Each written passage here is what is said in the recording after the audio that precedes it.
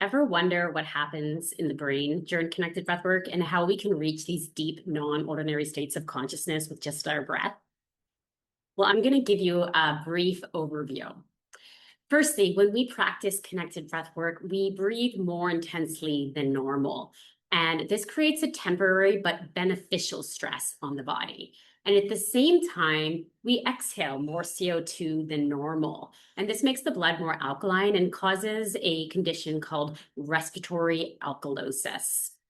In response to this, the red blood cells hold on to the oxygen more tightly, and they actually release less of it to the cells, the tissues, and the organs. This is because of something called the Bohr effect.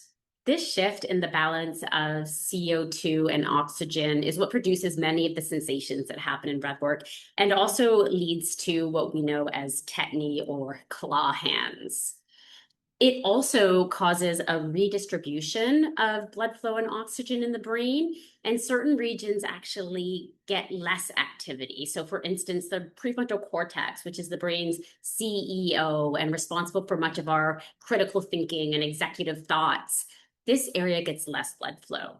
The ACC also gets less blood flow, and it's responsible for self monitoring and also acts like our brain's inner critic. So, as these structures quiet down and soften, deeper brain regions actually get more activity. So, for instance, the amygdala, which is our emotional processor, as well as the hippocampus, which is our memory keeper, both of these gain more activity. And this is why so often people may come and say that they haven't cried since they were children, and somehow they suddenly were able to feel and cry in our sessions. And then alongside all of this, there's also shifts in our brain waves.